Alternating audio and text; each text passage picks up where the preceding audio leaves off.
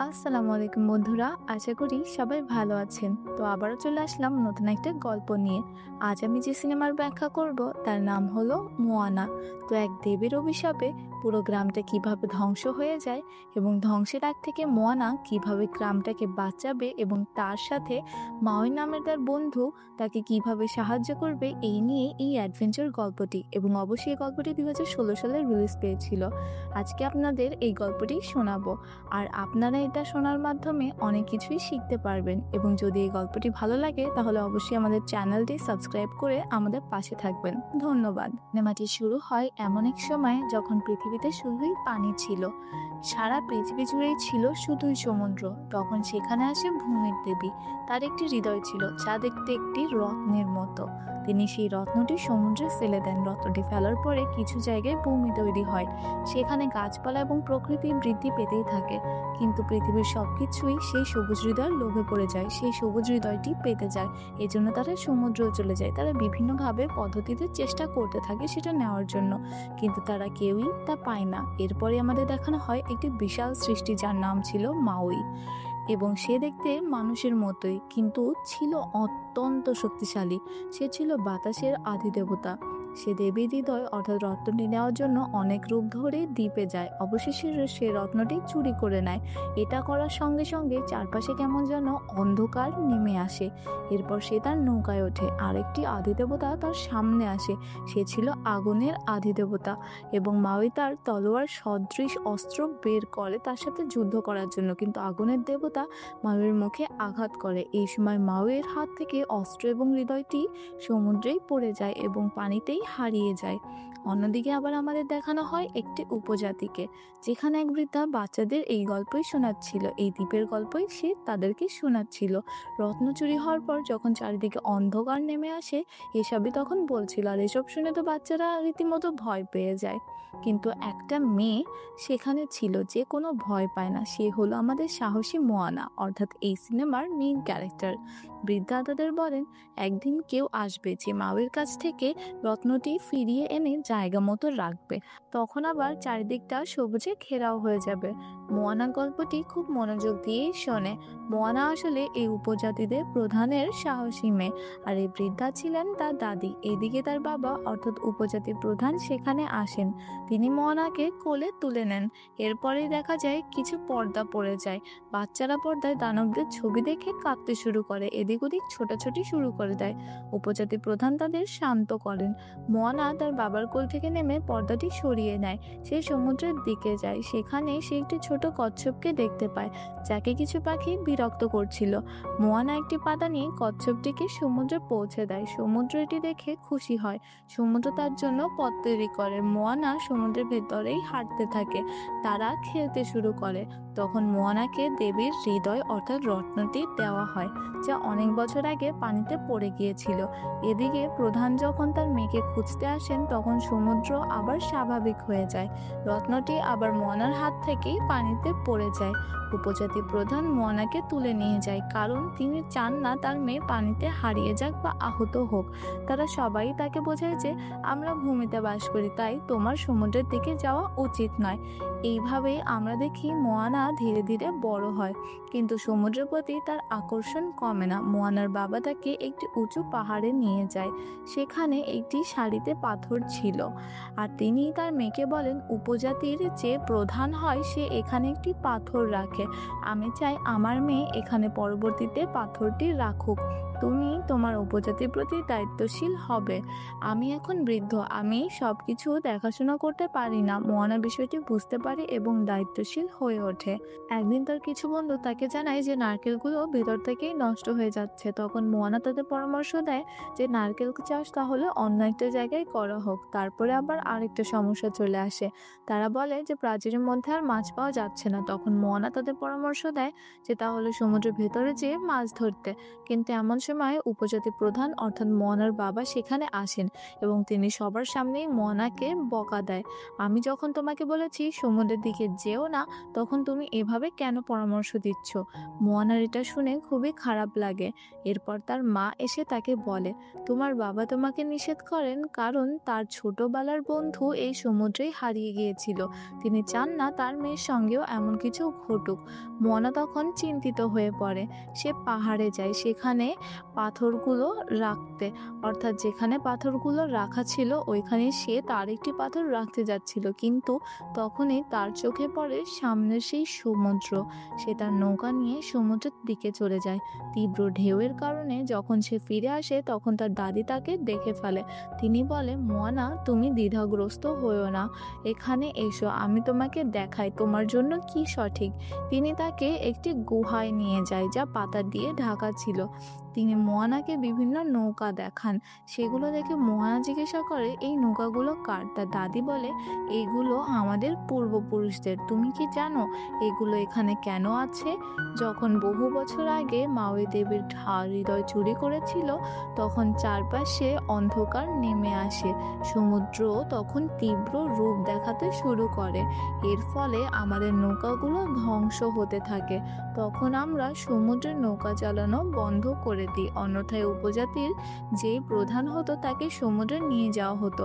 Moana বলে, দাদি, তাই তো আমি আমার পূর্বপুরুষদের থেকে এই গুণ উত্তরাধিকার সূত্রেই পেয়েছি। যদি প্রতিটি প্রধানকে সমুদ্রে নিয়ে যাওয়া হতো তবে কেন আমাকে নয়?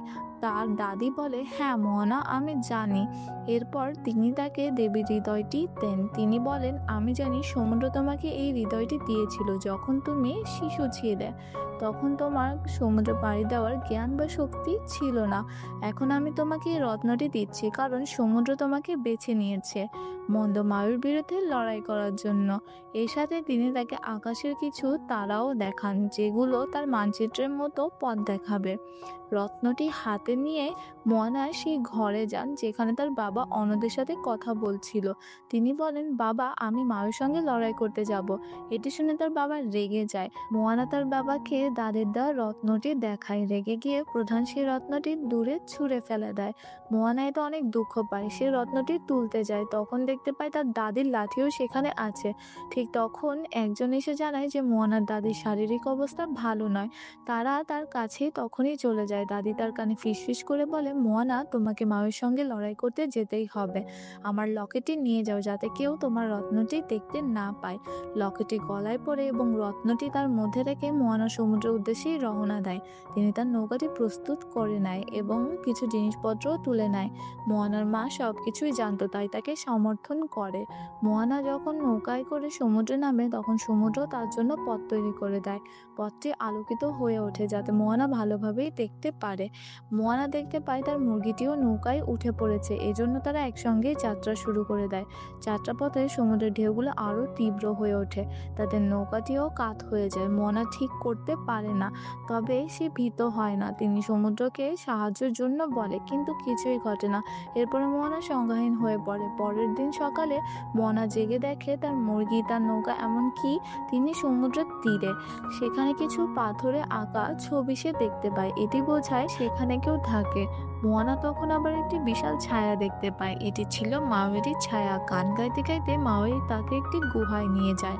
মোয়ানাকে সে সেখানে বন্ধ করে রাখে যাতে তিনি মোয়ানার নৌকাটি দূরে সরিয়ে নিয়ে যেতে পারে। এরপর সে তাই করে, কিন্তু মোয়ানা যেমন তেমন ভাবে গুহা থেকে বের হয়ে আসে এবং নৌকায় গিয়ে মাওয়েকে সবুজ রত্নটি দেখাতে থাকে, কিন্তু মাওয়ে তো তা দূরে ছুঁড়ে ফেলে দেয়।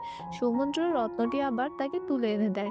এখন মোয়ানা রত্নটি নিয়ে মাওয়েকে বিরক্ত করতে থাকে কারণ মাওয়ে এটি দেখে ভয় পেত।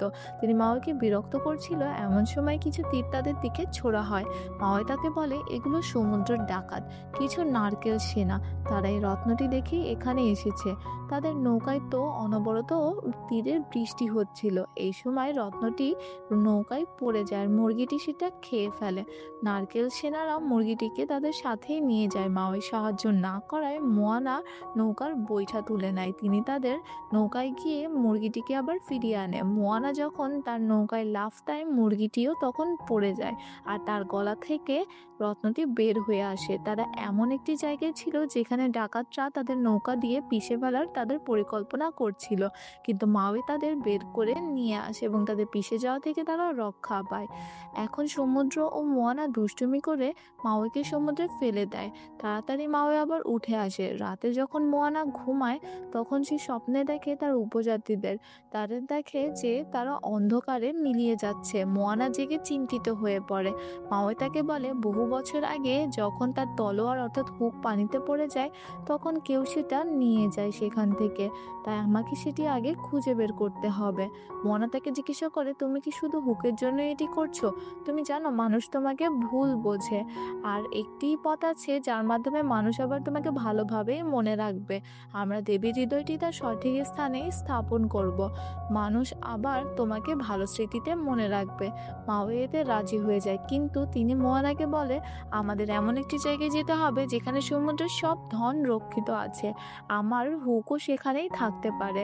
এখন মাওয়ে মোয়ানাকে বলে আমাদের এই পাহাড়ের চূড়ায় যেতে হবে, সেখানে সব ধন ভেতরেই আছে, সেখানে দানবরা বাস করে। মোয়ানা ভয় পেয়ে যায়, কিন্তু মাওয়ে তাকে বলে না, তোমাকে সাহস দেখাতে হবে, তুমি একজন শক্তিশালী মেয়ে। এরপর তারা পাহাড়ের চূড়ায় ওঠে। প্রথমেই মাওয়ে লাফ দেয়, এরপর মোয়ানা। সেখানে দানবরা তাদের আক্রমণ করে, কিন্তু মোয়ানা ও মাওয়ে এড়িয়ে ধনের জায়গায় পৌঁছে যায়। সেখানে তারা একটি সোনালী কাঁকড়ার সাথে দেখা করে। কাঁকড়া গান গাইতে শুরু করে, কারণ সে তার সোনালী রং ও সোনার ভান্ডার নিয়ে গর্বিত। মোয়ানা তাকে বিভ্রান্ত করতে গেলে কাঁকড়া তাকে একটি কঙ্কালের খাঁচায় আটকে ফেলে। অন্যদিকে মাওয়ে তার হুকটি বের করে, কিন্তু যেই হুকটি তিনি নিতে চায় সেটি নিতে পারছিলেন না। এখন কাঁকড়াটিও মাওকে ধরে ফেলে এবং তার সাথে লড়াই শুরু করে দেয়। মোয়ানা হাড়ের খাঁচা থেকে বের হয়ে তার রত্নটি উঁচু করে দেখায়। কাঁকড়াটি উত্তেজিত হয়ে রত্নটি পেছনে যায়, ফলে এটি মাওয়েকেও ছেড়ে দেয়। এর ফলে মাওয়ে তার হুক নিয়ে মোয়ানার সাথে সেখান থেকে পালিয়ে যায়। তারা চলে যাওয়ার পর কাঁকড়াটি বুঝতে পারে এটি রত্ন নয়, বরং এটি সাধারণ পাথর। এতেই সে রেগে যায়। তারা বের হয়ে একটি দ্বীপের দিকে যায়। এটি সেই দ্বীপ যেখানে ভূমির দেবী বাস করে। আমরা দেখতে পাই নৌকায় মাওয়ে অনেক দুঃখিতই ছিল, কারণ তিনি তার হুকটি সঠিকভাবে ব্যবহার করতে পারছিলেন না এবং বিভিন্নভাবে রূপ নিতে পারছিলেন না। মোয়ানা তাকে জিজ্ঞাসা করে, তুমি কি তোমার অতীত সম্পর্কে কিছু বলতে পারবে?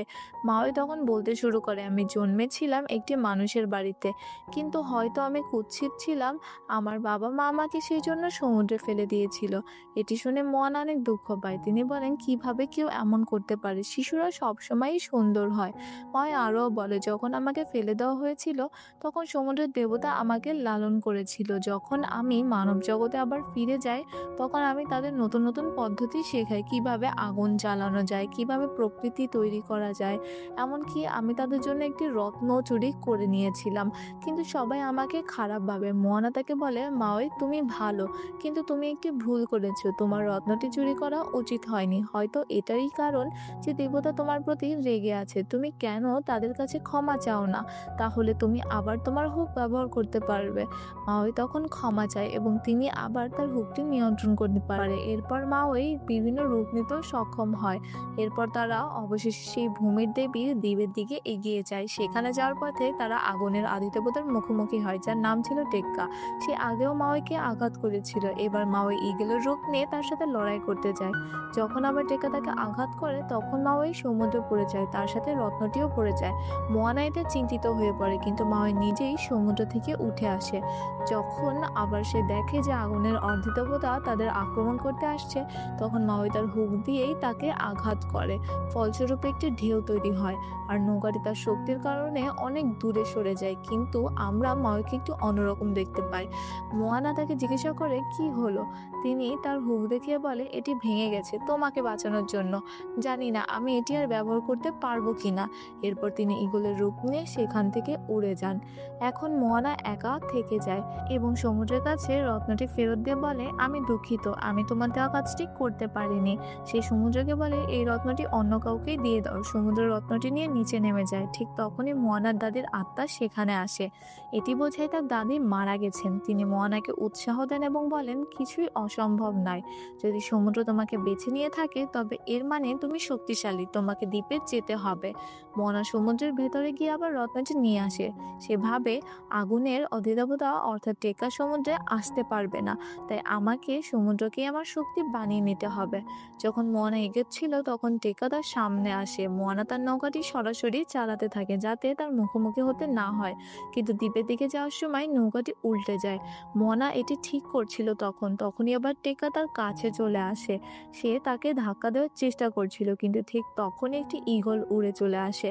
এটি ছিল মাওয়ে, এবং সে টেক্কার হাত দুই টুকরা করে দেয়। এরপর মাওয়ে মোয়ানার নৌকাটি সোজা করে। টেক্কার দিকে যাওয়ার সময় বিভিন্ন রূপ নেয়, কখনো তিমি কখনো ঈগল, কিন্তু মাওয়ে তার সাথে এখনো লড়াই করেই যাচ্ছিল। এরপর সে মোয়ানার দিকে তাকায় এবং মোয়ানার দিকেই টেক্কা অগ্নিপিণ্ড নিক্ষেপ করে। মোয়ানা দ্বীপে পৌঁছে যায় এবং রত্নটি রাখার জায়গা খুঁজছিল। এই সময় টেক্কা তাকে আক্রমণ করে এবং তার দিকেই অগ্নিপিণ্ড নিক্ষেপ করে। এইবার মাওয়ে তার হুক ব্যবহার করে তাকে থামায়, ফলস্বরূপ তার হুকটিও পুরোপুরি ভেঙে যায়। এখন মোয়ানা যখন ভূমিদেবীকে খুঁজছিল তখন সে তাকে কোথাও পায় না। সে আবার লক্ষ্য করে যে আগুনের অর্ধদেবতা অর্থাৎ টেক্কাই প্রকৃতপক্ষে ভূমিদেবী, কারণ তার হৃদয় হারানোর পর সে রেগে গিয়েছিল, কারণ মানুষ তাকে প্রতারণা করেছিল। মোয়ানা সমুদ্রকে বলে তার জন্য একটি পথ তৈরি করতে। সমুদ্র যখন পথ তৈরি করে, ভূমিদেবী রাগে মোয়ানার দিকে ছুটে চলে আসে, কিন্তু মোয়ানা ধৈর্য ধরে তাকে সামলায়। সে তার উপর হাত রেখে বলে, আমি জানি তুমি অনেক কষ্ট সহ্য করেছো, তুমি প্রমাণ করেছো বিশাল ত্যাগের মাধ্যমে যে তোমার হৃদয় কত বড়। আমি তোমার হৃদয় তোমাকে ফিরিয়ে দিচ্ছি। এই কথা বলে সে রত্নটি ভূমিদেবীর হৃদয়ের পাশে স্থাপন করে। ফলস্বরূপ ভূমিদেবী আবারও সবুজ হয়ে ওঠে, চারপাশ থেকে অন্ধকার দূরে সরে যায়, প্রকৃতি আবারও ফিরে আসে, সবকিছু সুন্দর হয়ে ওঠে এবং আমরা দেখি সমুদ্র মাওয়েকে বাইরে নিয়ে আসে। এখন মাওয়েও ভূমিদেবীর কাছে ক্ষমা চায়। এর ফলে ভূমিদেবী তাকে একটি নতুন হুক উপহার দেয় এবং তাকে ক্ষমা করে দেয়। ভূমিদেবী মোয়ানার জন্য একটি নতুন ও সুন্দর নৌকা তৈরি করে, যাতে মোয়ানা তার গোত্রের কাছে ফিরে যেতে পারে। মোয়ানা এবং মাওয়ে দুজনেই খুশি হয়। মাওয়ে মোয়ানাকে জড়িয়ে ধরে বিদায় বলে, এরপর সে ঈগল হয়ে উড়ে যান। এরপরে ভূমিদেবীও তাকে বিদায় জানায় এবং শান্তিতে ঘুমিয়ে পড়ে। মোয়ানা নৌকাটি নিয়ে সেখান থেকে রওনা হয় এবং গোত্রে পৌঁছায়। যখন মোয়ানা তার পরিবারের সঙ্গে দেখা করে, তারা সবাই খুশি হয়। তারা গর্ব অনুভব করে যে তাদের মেয়ে এত বড় কাজ সাহসিকতার সঙ্গে সম্পন্ন করেছে। তারা সবাই তাদের পূর্বপুরুষদের নৌকা আবারও বের করে এবং নৌকাগুলি সমুদ্রে নিয়ে যায় এবং যাত্রা শুরু করে, কারণ তারা এখন মাওয়ে বা অন্য কোনো কিছুকেই ভয় পায় না। আর এরই মাধ্যমে এই সুন্দর সিনেমাটা এখানেই শেষ হয়ে যায়। আশা করি আপনারা সবাই এটি পছন্দ করে থাকবেন এবং এতক্ষণ আমাদের সাথে থাকার জন্য আপনাদের সবাইকেই ধন্যবাদ।